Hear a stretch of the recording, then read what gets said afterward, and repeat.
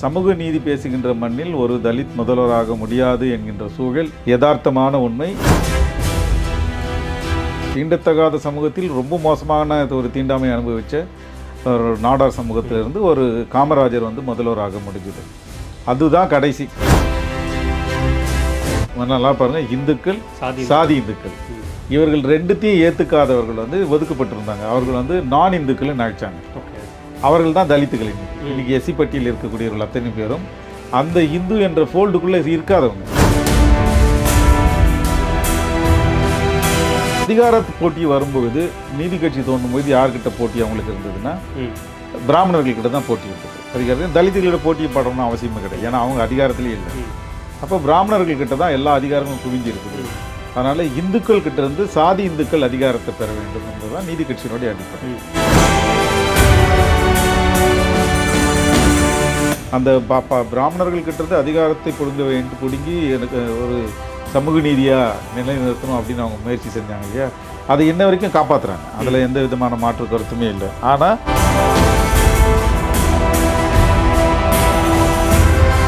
இப்போ இவர்களை வாக்குக்காக மட்டும்தான் இந்துக்கள்னு சொல்லிட்டு இருக்காங்க. தலித்துகளை பொறுத்தவரை இன்றைக்கி நீங்கள் சொல்கிற பட்டியல் சாதிகள் பொறுத்த வரைக்கும் அவர்கள் தீண்டத்தகாதவர்கள் தான் பார்க்குறாங்க. ஆனால் 1950 இந்திய அரசமைப்பு சட்டம் எழுத முடித்த பிறகு ஒரு திருட்டுத்தனமான ஒரு ஆர்டர் ஒன்று போடுறாங்க. அந்த ஆர்டருக்கு பேர் 1950 பிரசிடென்ஷியல் ஆர்டர்னு பேர். அது ஃபர்ஸ்ட் ஆர்டர். அந்த ஆர்டரில் என்ன பண்ணுறாங்கன்னா, தலித் மக்கள் ரிசர்வேஷன் அனுபவிக்கணும் அப்படின்னா பட்டியல் சமூகம் வந்துட்டு எப்படி தாழ்த்தப்பட்டவர்களாக மாற்றப்பட்டாங்க. இல்லை, இது வந்து தப்பான புரிதல். இந்த கேள்வியே வந்து தவறாக போயிடுச்சு. அதாவது இப்படி தான் இடஒதுக்கீடு என்பது சாதி அடிப்படையிலே கொடுக்கல. ஒடுக்கப்பட்டு நசுக்கப்பட்டு ஒதுக்கப்பட்ட மக்களாக இருக்கிறதால தே ஆர் மைனாரிட்டி அப்படின்னு சொல்லிட்டு பிரிட்டிஷ் கவர்மெண்ட் ஏற்றுக்கொண்டதின் அடிப்படையில் தான் இடஒதுக்கீடு கொடுக்கப்பட்டது. இவங்க சாதி அடிப்படையில் கொடுக்கல.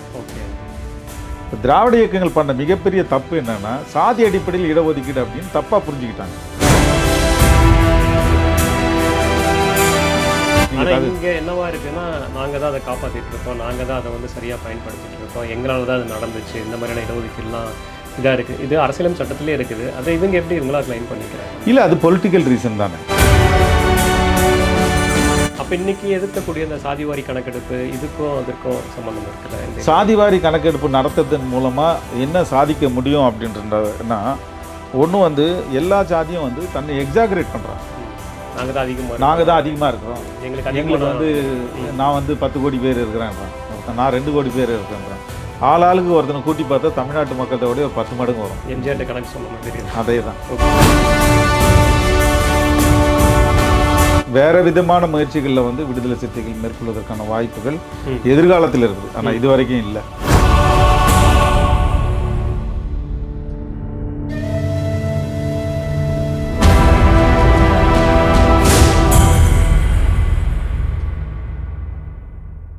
வணக்கம் நியூஸ் டைம் டிஎன் நண்பர்களே.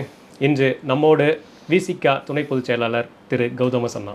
வணக்கம் சார். வணக்கம். கிட்டத்தட்ட 100 ஆண்டுகளுக்கு மேலே ஆகுது திராவிட இயக்கங்கள், அப்புறம் சமூக நீதி கொள்கை தமிழ்நாட்டில் ரொம்ப பரவலாக பேசப்பட்டுருக்கோம். இன்றைக்கி பேசிகிட்டே வந்துட்டுருக்கோம். திராவிடம் சாராத, அதாவது இந்த கொள்கைகள் எடுத்துக்கொள்ளாத பீகார், மத்திய பிரதேஷ், உத்தரப்பிரதேஷ், ராஜஸ்தான் போன்ற மாநிலங்களாம் கூட ஒரு பட்டியல் சமூகத்தை சார்ந்தவர்கள் முதல்வராக வரக்கூடிய ஒரு சூழல் இருக்குது. தமிழ்நாட்டில் எங்கே அது சிக்கலாக இருக்குது? நீங்கள் சொல்கிற மாநிலங்களில் வந்து ஒரே ஒரு கட்சியை தவிர, உதாரணத்துக்கு உத்தரப்பிரதேசத்தை தவிர அங்கே மட்டும்தான் அந்த தலித் முதல்வர் மாயாவதி அவர்கள் வந்து நேரடியாக பிஎஸ்பின்ற கட்சிகள் மூலமாக தான் வந்திருக்காங்க. மீதி மாநிலங்களில் நீங்கள் பார்க்கும்போது, உதாரணமாக கர்நாடகா எடுத்திங்களேன்னா அங்கே ஒரு சிஎம் வந்து இருந்தார். அவர் வந்து காங்கிரஸ்லேருந்து உருவானவர். ஸோ மற்ற கட்சிகளில் உருவான மற்ற மாநிலங்களில் உருவான சிஎம்கள் எல்லாமே வந்து காங்கிரஸ் மூலமாக உருவானவங்க தான். இப்போ அண்மையில் வந்து பீகாரில் வந்து மாஞ்சே வந்து முதல்வரானார். அது வந்து ஒரு பொலிட்டிக்கல் கான்ஃப்ளிக்டில் தான் அது நடந்துச்சு. ஏன்னா நிதிஷ்குமாருக்கும் அவருக்கும் இருந்த பிரச்சனை இல்லை. அவருடைய நிதிஷ்குமார் தன்னை காப்பாற்றிக் கொள்வதற்காக மாஞ்சேவை வந்து சிஎம்மாக உருவாக்கினார். ஸோ இப்படி பல மாநிலங்களில் சொல்லலாம். இப்போ அண்மையில் காங்கிரஸ் வந்து பஞ்சாபில் வந்து கடைசியாக அவங்க ஒரு தலித் முதல்வரை தான் நியமித்தாங்க. ஸோ இப்படி நம்ம பார்க்க முடியும். பட் அந்த மாதிரி ஒரு சோதனைக்கு கூட தமிழ்நாடு தயாராக இல்லை.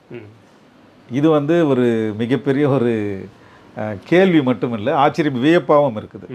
சமூக நீதி பேசுகின்ற மண்ணில் ஒரு தலித் முதல்வராக முடியாது என்கின்ற சூழல் இன்றைக்கும் ஒரு யதார்த்தமான உண்மை. அதை வந்து மறுக்கவே முடியாது. அதுக்கு பல காரணங்கள் நம்ம வரலாற்று ரீதியாக சொல்லிக்கிட்டே போகலாம்.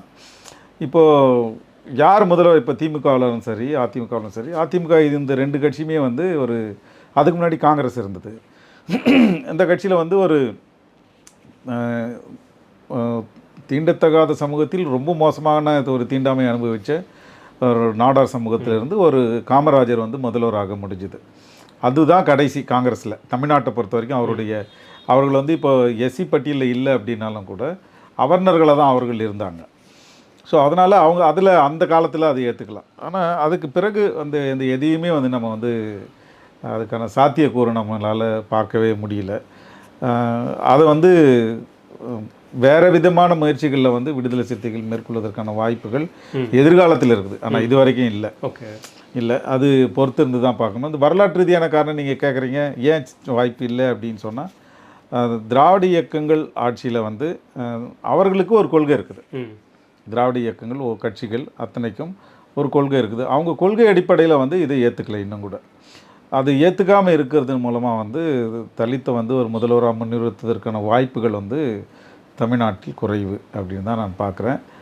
எதிர்காலத்தில் இதில் இந்த கருத்தில் வந்து அவர்கள் மாறுபடலாம், நாங்களும் மாறுபடலாம். இப்போ முதல்வரை தாண்டி ஒரு கட்சி தலைமைக்கு கூட ஏன் அவங்கள வர வைக்க முடியல? ஒரு திமுகவில் கூட எடுத்துக்கிட்டோமா கூட திரு ஆர் ராசா போன்றவர்கள் வராங்க, இல்லை அந்தியூர் செல்வராஜ், இல்லைனா இதுக்கு முன்னே விபி துரைசாமி போன்றவர்கள்லாம் வந்து ஒரு முக்கிய கேபினெட்டுக்குள்ளே வராங்க. அது அதிமுக கூட இல்லை. இந்த சிக்கல் எங்கே இருக்குது? இது சிக்கல் என்னென்னா, இவர்கள் இந்த தமிழ்நாட்டில் இருக்கக்கூடிய இந்த கட்சிகள் எல்லாமே இடைநிலை சாதியலால் வந்து ஆளப்படுகின்ற கட்சி. ஓகே. அதாவது இந்தியாவில் வந்து 3 அடுக்கு தான் முக்கியமானது. ஒன்று ஹிந்துக்களில் வந்து 2 ஹிந்து அப்படின்றது யாருன்னா, இப்போ எல்லாரும் சொல்கிறாங்க நாங்கள்லாம் ஹிந்து அப்படின்னு சொல்லிட்டு. ஆனால் ஹிந்துன்னு யாரை வரையறுத்தாங்க அப்படின்னா, தொடக்கத்தில் ஹிந்துன்ற வார்த்தையை வரையறுக்கின்ற பொழுது பார்ப்பனரோடு இணையாக இருக்கக்கூடிய சாதிகள் மட்டும்தான் ஹிந்துக்கள். ஓகே. இதுதான் டெஃபினிஷன். அதற்கு பிறகு என்ன பண்ணுறாங்க, அவர்களை ஏற்றுக்கொண்டவர்கள் சாதி இந்துக்கள் ஆனாங்க. இந்த பிராமணியத்தை ஏற்றுக்கொண்டவர்கள், அந்த சாதி அடுக்குமுறை ஏற்றுக்கொண்டவர்கள் சாதி இந்துக்கள். நல்லா பாருங்கள், இந்துக்கள் சாதி இந்துக்கள். இவர்கள் 2த்தையும் ஏற்றுக்காதவர்கள் வந்து ஒதுக்கப்பட்டிருந்தாங்க. அவர்கள் வந்து நான் இந்துக்கள்னு நினைச்சாங்க. அவர்கள் தான் தலித்துகள். இன்னைக்கு எஸ்சி பட்டியலில் இருக்கக்கூடியவர்கள் அத்தனை பேரும் அந்த இந்து என்ற ஃபோல்டுக்குள்ளே இருக்காதவங்க. ஸோ அதிகாரத்து போட்டி வரும்பொழுது, நீதி கட்சி தோன்றும்பொழுது யார்கிட்ட போட்டி அவங்களுக்கு இருந்ததுன்னா, பிராமணர்கள்கிட்ட தான் போட்டி இருந்தது. அதிகாரத்தையும் தலித்துகளோட போட்டியை படணும்னு அவசியமே கிடையாது. ஏன்னா அவங்க அதிகாரத்திலே இல்லை. அப்போ பிராமணர்கள்கிட்ட தான் எல்லா அதிகாரமும் குவிஞ்சு இருக்குது.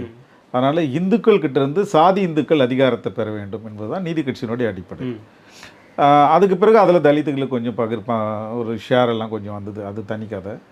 பட் அன்னையிலேருந்து இன்ன வரைக்கும் அந்த கான்செப்ட் தான் ஃப்ரேம் பண்ணி வச்சுட்டாங்க. அப்போவே பார்ப்பனர்களிடமிருந்து அதிகாரத்தை பிடுங்கி இடைநிலை சாதிகள் வந்து அதிகாரத்தை கொள்ள வச்சுக்கணும் அப்படின்னு சொல்லிட்டு, அதுக்குள்ள தலித்துகளுக்கும் அதிகாரத்தை பகிரணும் அப்படின்னு சொல்லிட்டு தான் அந்த கான்செப்ட் இன்ன வரைக்கும் போகிறதால, அந்த பிராமணர்கள்கிட்டேருந்து அதிகாரத்தை பிடுங்கி எனக்கு ஒரு சமூக நீதியாக நிலைநிறுத்தணும் அப்படின்னு அவங்க முயற்சி செஞ்சாங்க இல்லையா, அதை இன்ன வரைக்கும் காப்பாற்றுறாங்க. அதில் எந்த விதமான மாற்று கருத்துமே இல்லை. ஆனால் அந்த சாதி இந்துக்களோடு தான் அது நிற்குது.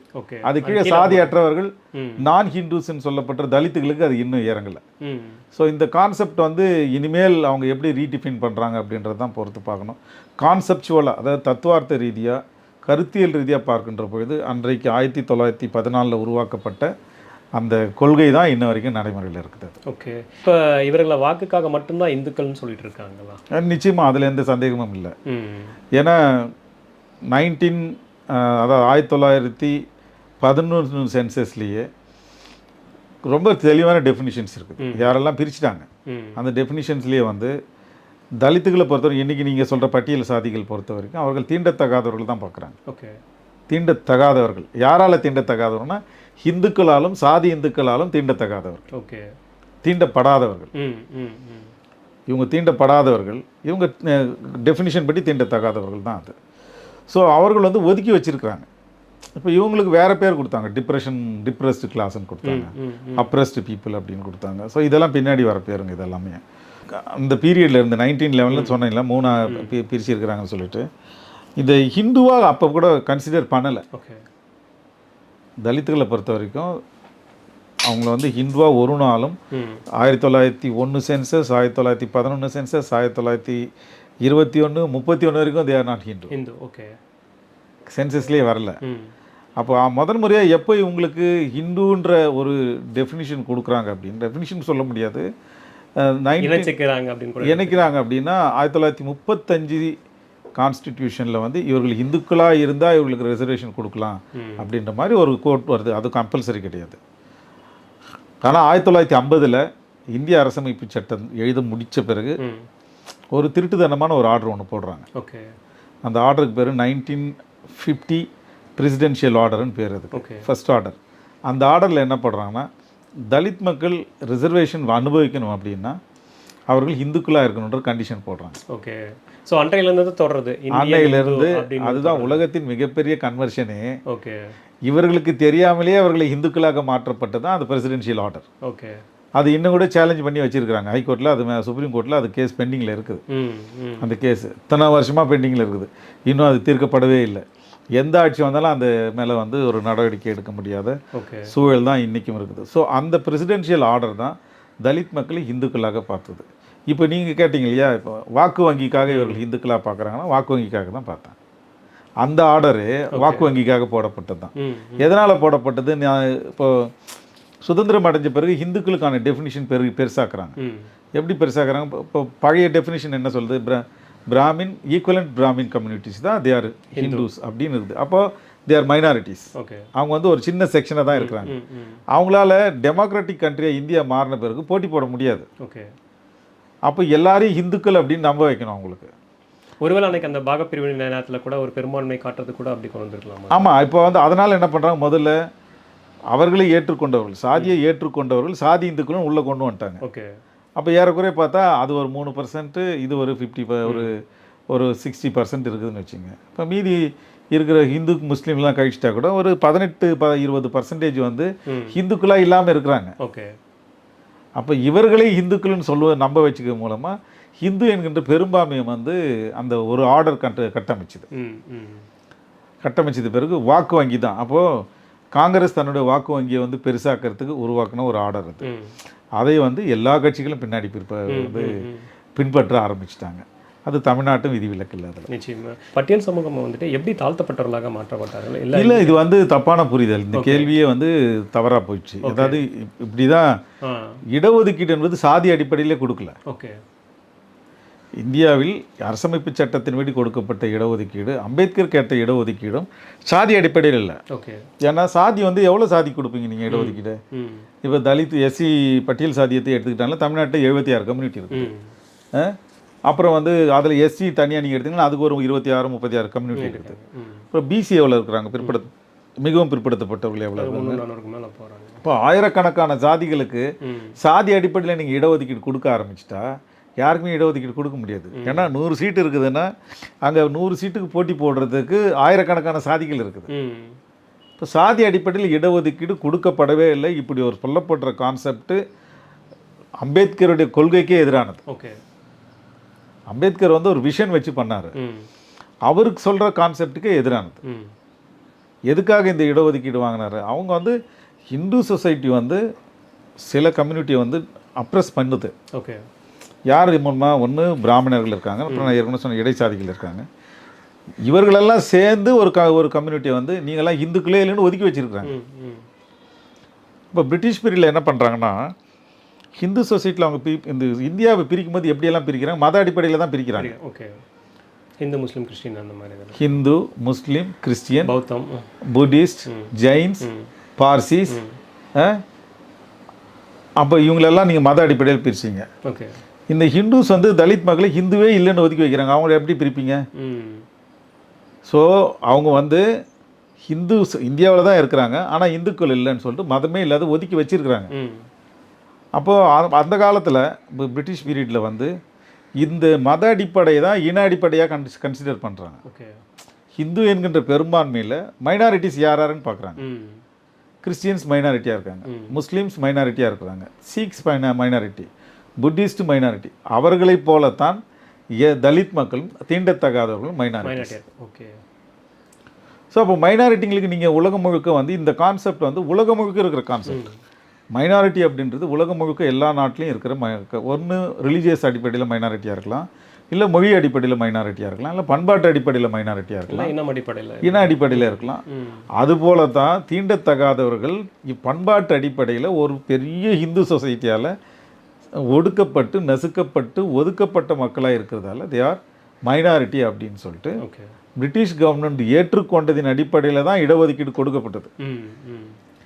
இவங்க சாதி அடிப்படையில் கொடுக்கல. இப்போ திராவிட இயக்கங்கள் பண்ண மிகப்பெரிய தப்பு என்னன்னா சாதி அடிப்படையில் இடஒதுக்கீடு அப்படின்னு தப்பாக புரிஞ்சுக்கிட்டாங்க. இப்படி சொல்லி எடுத்துக்கலாமா? வர்க்கம் அடிப்படையில் தான் அப்படி? வர்க்கமே கிடையாது, இதில் வர்க்கமே கிடையாது. வர்க்கத்துக்கு நீங்கள் மேலே போயிட்டு வரலாம். நான் பணக்காரனா மாறிட்டா பணக்கார வரணும், ஏழைன்னா ஏழையாக மாறிடலாம். பட் இந்த அடுக்கு என்பது பிறப்பின் அடிப்படையில் இருக்கிறது. இவன் தலித் அப்படின்றது பை பர்த், இவன் பிராமின்ன்றது பை பர்த். ஸோ இதை நீங்கள் மாற்ற முடியாது. ஸோ பிறக்கும் போதே ஒருத்தன் ஒரு இனத்தில் பிறந்துடுறான், மைனாரிட்டியாகவே பிறந்துடுறான், தலித்தில் பிறந்துடும். ஸோ அதனால் இதை மாற்ற முடியாதுன்றதால இவர்களுக்கு ஒரு நிரந்தர ஏற்பாடு பண்ணணும் அப்படின்றதுக்காக தான் இந்த இடஒதுக்கீடு வழங்கப்பட்டது. அதனால தான் எஸ்சி எஸ்டி கான்ஸ்டிடியூன்சி இருக்குது. வேறு யாருக்காவது கொடுக்குறாங்களா? இல்லை. பொலிட்டிக்கல் கான்ஸ்டிடியூன்சி வேறு யாருக்குமே கிடையாது. மற்றவங்களுக்கு இருந்தது. யாருக்கு இருந்ததுன்னா ஆங்கிலோ இண்டியனுக்கு இருந்தது. இப்போ முஸ்லீமுக்கு ஏன் கொடுக்கல நீங்கள் கேள்வி கேட்கலாம். முஸ்லீம்களுக்கு ஒரு நாடே கொடுத்துட்டாங்களே. ஸோ அதனால் இதில் தேவையே இல்லைல்ல அவங்களுக்கு. ஏன்னா கான்ஸ்டியூஷன் அசம்பிளியில் வந்து ஒவ்வொரு மைனாரிட்டி பற்றி பேசும்பொழுது முஸ்லீம்கள் வந்து காங்கிரஸ் முஸ்லீம் இருந்தாங்க தவிர முஸ்லீம்களுக்காக ரெப்ரசன்ட் பண்ண முஸ்லீம் லீக் இல்லை. ஏன் இல்லைன்னா எங்களுக்கு தனி நாடு கொடுறான்னு தனி நாடாக பிரிச்சுன்னு போயிட்டாங்க. அவ்வளோ பெரிய நாட்டையே அவங்களுக்கு கொடுத்துட்டாங்க. மைனாரிட்டி தே காட் தனி கண்ட்ரி. புரியுதுங்களா? இப்போ இந்த திராவிட இயக்கங்கள் எங்கே சிக்கலாக இருக்குது? திராவிட இயக்கங்களுக்கு வந்து இந்த லாஜிக்கே புரியல. திராவிட இயக்கத்தில் இருக்கிற யாருக்குமே இந்த இடஒதுக்கீடு வழங்கப்பட்டதுக்கான லாஜிக்கே புரியல. தலித் மக்களுக்கு கொடுக்கப்பட்ட இடஒதுக்கீடுக்கான லாஜிக் அவங்க புரிஞ்சிக்காமல் இருக்கிறாங்க. இன்னும் அவங்க என்ன நினைக்கிறாங்கன்னா பிராமணர்கள்கிட்ட இருந்து 1921 போடப்பட்ட கம்யூனிவல் ஜீவோ தான் அவங்க நினச்சிட்டு இருக்கிறாங்க. கம்யூனிவல் ஜீவோலே கிளியராக இருக்குது. இப்போ அந்த ஜீவோ எடுத்து டிஸ்கஸ் பண்ணோன்னா அது ஒரு பெரிய டிபேட்டாக மாறும். அதுக்குள்ளே எப்படி அவங்க வந்து ஒவ்வொரு பிரிக்கிறாங்க அப்படின்னு சொல்லிட்டு அது ஒரு பெரிய சப்ஜெக்ட். ஸோ அதில் வந்து தலித்துகளுக்கு அதர்ஸ்ன்னு தான் வருது. அதர்ஸ் அவங்க கொடுக்கலாம், கொடுக்காமலே இருக்கலாம். இதெல்லாம் வந்து பொலிட்டிக்கல் ரிசர்வேஷன் கிடையாது. ஒரு வேலையில் ஒரு அரசாங்க வேலைக்கு போகும்போது அதில் கொடுக்கப்படுகின்ற இடஒதுக்கீடு தான் அது கம்யூனிவல் ஜீவோ பண்ணுறது. இப்போ கம்யூனியல் ஜீவோட எக்ஸ்டென்ஷன் பின்னாடி வேறு மாதிரி இன்றைக்கி 69% இடஒதுக்கீடாக வந்திருக்குது. நீங்கள் 69 போட்டாலும் சரி, 89 போட்டாலும் சரி, 99 போட்டாலும் சரி, தலித் மக்களுக்கு கான்ஸ்டிடியூஷனில் ஒதுக்கப்பட்ட அந்த சதவீதத்தை நீங்கள் அதுக்குள்ளே கொடுத்து தான் ஆகும். ஸோ இது வந்து ஆல்ரெடி என்ஷூர்டு பை தி கான்ஸ்டியூஷன். அதில் முடிஞ்சு போச்சு. அதை நீங்கள் கொடுத்து தான் ஆகணும். அது வந்து கம்பல்சரி. அதை நீங்கள் இங்கே என்னவா இருக்குதுன்னா நாங்கள் தான் அதை காப்பாற்றிட்டு இருக்கோம், நாங்கள் தான் அதை வந்து சரியாக பயன்படுத்திகிட்டு இருக்கோம், எங்களால் தான் அது நடந்துச்சு, இந்த மாதிரியான இடஒதுக்கீடுலாம் இதாக இருக்குது. இது அரசியலமைப்பு சட்டத்திலே இருக்குது. அதை இவங்க எப்படி இவங்களா கிளைம் பண்ணிக்கிறாங்க? இல்லை, அது பொலிட்டிக்கல் ரீசன் தானே. நாங்கள் செய்து எல்லாருமே வந்து சில நன்மைகள் செஞ்சுட்டு அதன் மூலமாக ஒரு பொலிட்டிக்கல் அது வந்து அது ஒரு பெருசாக கிரிட்டிசைஸ் பண்ணுறதில்லை நாங்கள். ஆனால் ஹிஸ்டாரிக்கல் ஃபேக்ட் இதுதான். நீங்கள் இப்போ வந்து மக்கள் தொகை அடிப்படையில் தான் தலித் மக்களுக்கு ரிசர்வேஷன் நீங்கள் கொடுக்கணும் அப்படின்னா இன்னைக்கு 18% இருக்குது, நாளைக்கு 19 மாறும். மக்கள் தொகை இன்க்ரீஸ் ஆகிட்டே தானே இருக்குது. இப்போ அந்த அடிப்படையில் வந்து கலைஞர் வந்து மக்கள் தொகை அடிப்படையில் வந்து 1% கூட்டினார். 18ன்றது 19 மாற்றினார். ஸோ இது வந்து கான்ஸ்டிடியூஷனல் மேண்டேட்ரி. இது நீங்கள் தவிர்க்க முடியாது. ஆனால் இதை செய்கிறதுக்கு பல பேருக்கு மனசு கிடையாது. அந்த வகையில் அவர் அதை செஞ்சார். பட் இடஒதுக்கீட்டுக்கான பேசிக் ஸ்ட்ரக்சர் நான் சொன்னது தான். அப்போ இன்னைக்கு எதிர்க்கக்கூடிய அந்த சாதிவாரி கணக்கெடுப்பு இதுக்கும் அதற்கும் சம்மந்தம் இருக்குதா? சாதிவாரி கணக்கெடுப்பு நடத்துறதன் மூலமாக என்ன சாதிக்க முடியும் அப்படின்றனா, ஒன்று வந்து எல்லா சாதியும் வந்து தன்னை எக்ஸாகரேட் பண்ணுறாங்க.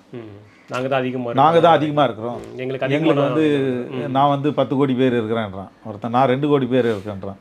ஆளாளுக்கு ஒருத்தனை கூட்டி பார்த்தா தமிழ்நாட்டு மக்கள்கிட்ட விட ஒரு 10 மடங்கு வரும். எம்ஜிஆர் கணக்கு சொன்ன மாதிரி அதே தான்.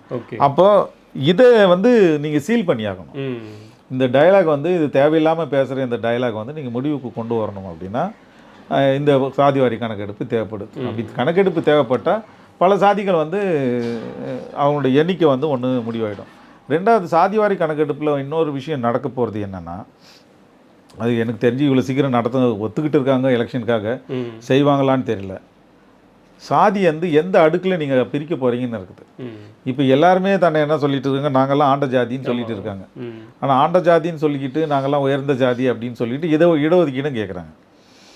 இடஒதுக்கீடு யாருக்கு கொடுக்கணும்? Socially, educationally, economically backward communities தான் கேட்கணும். ம் ஸோ இப்போ எக்கனாமிக்கலி பேக்வேர்ட் கம்யூனிட்டிஸ் அப்படின்னு சொல்லிட்டு சில இருக்குங்க. உயர்ந்த சாதிகள் வந்து அநியாயமான ஒரு இடஒதுக்கீட்டை வாங்கிட்டு இருக்கிறாங்க. சரி, பரவாயில்ல. இப்போ இவங்க வந்து சோஷியலி பேக்வேர்டுன்னு சொன்னால் தான் நீங்கள் இடஒதுக்கீட்டுக்கு வருவீங்க. ஆமாம். இப்போ இவங்கெல்லாம் சேர்ந்துக்கிட்டு நாங்கள்லாம் உயர்ந்த ஜாதி அப்படின்னு சொல்லிட்டு நீங்கள் எப்படி சோஷியலி பேக்வேர்டுன்னு சொல்ல முடியும்? ம் ஸோ நீங்கள் அந்த டெஃபினிஷன் அவங்க ஃபிக்ஸ் பண்ணுவது நீங்கள் இதை கிளைம் பண்ணிங்களன்னா ஒருத்தருக்கும் ரிசர்வேஷன் கிடையாது. பெரிய முரணாக இருக்குது உங்களுக்குள்ளாரே. பெரிய முரணாக இருக்குது. அப்போ இந்த கான்ட்ரவர்சி இவங்க எப்படி கடக்க போகிறாங்கன்னு தெரியல. அப்போ இதை வந்து நான் ஒரு ஸ்டேட் கவர்மெண்ட் வந்து இந்த சாதிவாரி கணக்கெடுப்பை எடுக்கிறதுக்கான ஒரு மெக்கானிசம் இல்லாத ஒரு ம் ம் ஸ்டேட் கவர்மெண்ட், எல்லா ஸ்டேட் கவர்மெண்ட்டுக்கும். ஏன்னா இவங்ககிட்ட சாதி வாரியாக வந்து இல்லை தெலுங்கானாவில் சக்ஸஸ்ஃபுல்லாக எடுத்துகிட்டு வந்துட்டாங்க. அது எடுக்க சாம்பிளிங் தான். ம் அது வந்து நீங்கள் அவங்க எந்தெந்த சாதி அப்படின்னு சொல்லிட்டு எடுத்துருக்குறாங்களே தவிர ஓகே. என்ன டெஃபினிஷன். ம் இப்போ உங்களை பார்த்து நீங்கள் வந்து உங்கள் ஜாதி என்னன்னு கேட்டால் எழுதிப்பாங்க, ம் அவர் கேட்டால் அவர் ஜாதி எழுதி, இவ்வளோ தான் பண்ண முடியும். பட் ஒவ்வொரு சாதிக்குமான ஒரு கேரக்டர் இருக்குது. ஓகே. அந்த கேரக்டர் யார் டிஃபைன் பண்ணுறது? ம் ஸோ இதுக்கு தான் ஆந்த்ரோபாலஜிக்கல் சர்வே ஆஃப் இந்தியான்னு ஒரு டிபார்ட்மெண்ட் இருக்குது. ஓகே. அவங்க டெஃபினிஷன் டிஃபைன் பண்ணணும். ஒவ்வொரு சாதிக்குமான ஒவ்வொரு சாதிக்கும் இது இப்போ அவங்க அந்த கிரைட்டீரியா கொடுப்பாங்க. ஓகே. ஒருத்தர் இப்போ நான் லிங்காயத்தாக இருக்கிறேன், எனக்கு வந்து லிங்கத்தை கையில் வச்சுருந்தா தான் நான் லிங்காயத்துன்னு சொல்லுவான். ம் இல்லை ஒன்னொருத்தன் லிங்கத்தையே கையில் வச்சுக்காம நான் லிங்காயத்துன்னு சொல்லுவோம். இப்போ இந்த டெஃபினிஷன் யார் சொல்கிறது? ம் ஒரு கோடிஃபைட் டெஃபினிஷன் யார் பண்ணணும்னா இது ஏற்கனவே ஹிஸ்டாரிக்கலாக டாக்குமெண்ட் பண்ணி வச்சிருக்கிற Indian anthropology survey of India தான் பண்ணணும். இன்னைக்கு இருக்கிறதுல நிறைய மிக்ஸ்ட் ஆயிடுச்சுல்ல, இதில் எப்படி இந்த மாதிரியான அப்போ அவங்க தான் அதிகம் பண்ணணும். ஓகே. இந்த மிக்ஸான விஷயமெல்லாம் அப்போது 3 டிபார்ட்மெண்ட் இதில் வேலை செய்யணும். ஓகே. ஒன்று சென்சஸ் டிபார்ட்மெண்ட் வேலை செய்யணும், ரெண்டாவது ஆந்த்ரோபாலஜிக்கல் சர்வே ஆஃப் இந்தியா வேலை செய்யணும், அதுக்கப்புறம் வந்து இன்னொரு டிபார்ட்மெண்ட், அது சரியாக ஞாபகம் வரல எனக்கு டக்குன்னு. இந்த 2-3 டிபார்ட்மெண்ட் சேர்ந்து அவங்க டெஃபினிஷன் ஃப்ரேம் பண்ணி தான் மக்கள் தொகை கணக்கெடுப்பு செய்யணும். நீங்கள் வந்து மாநில அரசாங்கம் பண்ணிட்டா சரியாக வந்துடும் அப்படின்னா அது நீங்கள் எடுத்து கையில் வச்சுக்கலாம். ஓகே. அது வந்து உங்களுக்கு ஆத்தென்டிக்காக வராது. ஏன்னா டிசைட் பண்ண போகிறதெல்லாம் சென்ட்ரல் கவர்மெண்ட். உங்களோட ரிப்போர்ட் எல்லாமே அவங்க சேக் பண்ணிட்டாங்கன்னா என்ன பண்ணுவீங்க? ஸோ இது எதுக்காக அவங்க பண்ணுறாங்கன்னா ஆந்திராவில் பண்ணுறதும் சரி, பீகாரில் பண்ணுறதும் சரி, அங்கே இருக்கக்கூடிய மக்களை திருப்திப்படுத்துறதுக்காக பண்ணுறது. ஓகே. வரக்கூடிய தேர்தல் கணக்கு வச்சு பண்ணுறது. இதுக்கும் சயின்டிஃபிக்காக பண்ண போகிற மக்கள் தொகை கணக்கெடுப்புக்கும் எந்த சம்மந்தமும் கிடையாது. ஸோ இனிமேல் ஃப்யூச்சரில் anthropological survey of India census டிபார்ட்மெண்ட்டுடைய சென்சஸ் கமிஷனோடு சேர்ந்து பண்ணும்போது தான் இதனோட உண்மைத்தன்மை புரியும். அது வரைக்கும் இவங்க பேசுகிற எல்லாமே வந்து போலியான தேர்தல் ஸ்டண்ட் தான். அதில் எந்த விதமான சந்தேகமும் இல்லை. நிச்சயமாக உங்கள் கனவு வெற்றி பெற வாழ்த்துக்கள். நன்றி. வணக்கம்.